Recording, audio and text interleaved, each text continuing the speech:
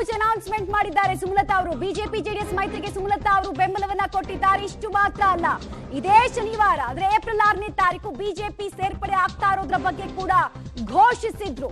ಮೋದಿ ಅವರ ಕಾರ್ಯಕ್ಷಮತೆಯನ್ನ ಮೆಚ್ಚಿ ನಾನು ಬಿಜೆಪಿಗೆ ಸೇರೋದಕ್ಕೆ ನಿರ್ಧರಿಸಿದ್ದೀನಿ ಅನ್ನೋದನ್ನ ಕೂಡ ತಿಳಿಸಿದ್ರು. ಹಾಗೆ ಕಾಂಗ್ರೆಸ್ ನಾಯಕರಿಗೂ ಕೂಡ ಕೆಲವು ಮಾತಿನ ಮೂಲಕ ಅವರು ಟಾಂಗ್ ಕೊಟ್ರು. ಮಂಡ್ಯ ಮಣ್ಣನ್ನ ಎಂದಿಗೂ ಬಿಡಲ್ಲ ಅನ್ನುವಂತಹ ಪ್ರಮಾಣವನ್ನ ಕೂಡ ಇದೇ ವೇದಿಕೆಯಿಂದ ಸುಮಲತಾ ಅವರು ಮಾಡಿದ್ರು.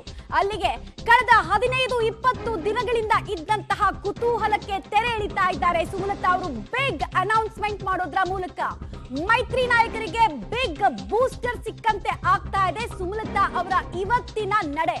ಲೋಕಸಭೆ ಚುನಾವಣೆಗೆ ಸ್ಪರ್ಧೆ ಇಲ್ಲ ಅಂತ ಕೂಡ ಹೇಳಿದ್ದಾರೆ.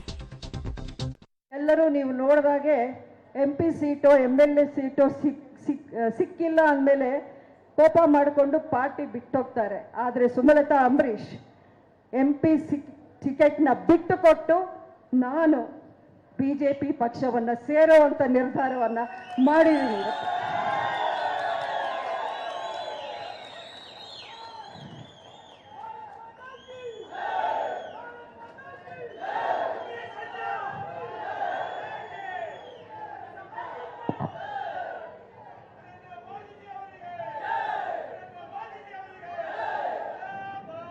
ಎಲ್ಲರೂ ನೀವು ನೋಡಿದಾಗೆ MP ಸೀಟೋ MLA ಸೀಟೋ ಸಿಕ್ಕಿಲ್ಲ ಅಂದಮೇಲೆ ಕೋಪ ಮಾಡಿಕೊಂಡು ಪಾರ್ಟಿ ಬಿಟ್ಟೋಗ್ತಾರೆ. ಆದರೆ ಸುಮಲತಾ ಅಂಬರೀಶ್ MP ಟಿಕೆಟ್ನ ಬಿಟ್ಟು ಕೊಟ್ಟು ನಾನು BJP ಪಕ್ಷವನ್ನು ಸೇರುವಂತ ನಿರ್ಧಾರವನ್ನ ಮಾಡಿದ್ದೀನಿ.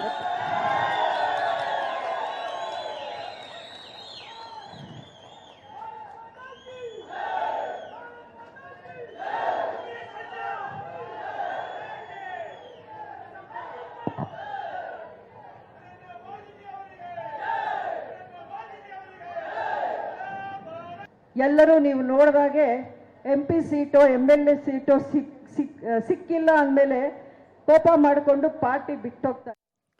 ಹ್ಯೂಜ್ ಅನೌನ್ಸ್ಮೆಂಟ್ ಮಾಡಿದ್ದಾರೆ ಸುಮಲತಾ ಅವರು. ಇನ್ನು ಈ ವಿಚಾರವಾಗಿ ಮೊದಲು ಸುದ್ದಿಯನ್ನ ನಾವೇ ಬ್ರೇಕ್ ಮಾಡಿದ್ವಿ.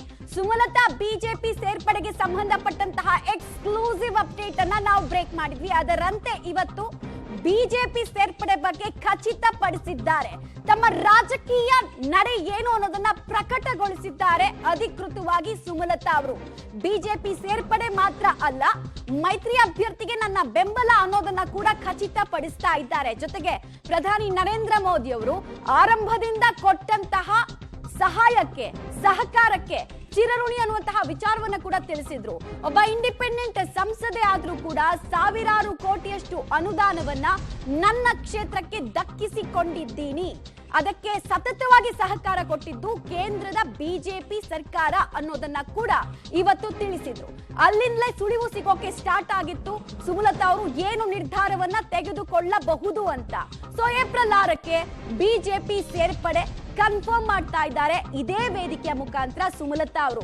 ಅಲ್ಲಿಗೆ ಬಿಜೆಪಿ ಜೊತೆಗಿನ ಸುಮಲತಾ ಅವರ ಸಖ್ಯ ಇತ್ತಲ್ಲ, ವಿಧಾನಸಭಾ ಚುನಾವಣಾ ಎಲೆಕ್ಷನ್ ಟೈಮ್ ನಲ್ಲಿ ಕಳೆದ ಸಲ ಸಖ್ಯ ಸ್ಟಾರ್ಟ್ ಆಗಿದ್ದು, ಅದನ್ನ ಮುಂದುವರಿಸಬೇಕು, ಆಮೇಲೆ ಇನ್ನೂ ಒಂದು ಹೆಜ್ಜೆ ಮುಂದಕ್ಕೆ ತೆಗೆದುಕೊಂಡು ಹೋಗ್ಬೇಕು ಅದನ್ನ ಅಂತ ಹೇಳಿ ಏಪ್ರಿಲ್ 6ನೇ ತಾರೀಕು ಬಿಜೆಪಿ ಸೇರ್ಪಡೆ ಬಗ್ಗೆ ಹೇಳಿದ್ರು. ಹಾಗೆ ಲೋಕಸಭಾ ಚುನಾವಣಾ ಸ್ಪರ್ಧಾ ಕಣದಿಂದ ಹಿಂದೆ ಸರಿತಾ ಇರೋದ್ರ ಬಗ್ಗೆ ಕೂಡ ತಿಳಿಸಿದ್ರು.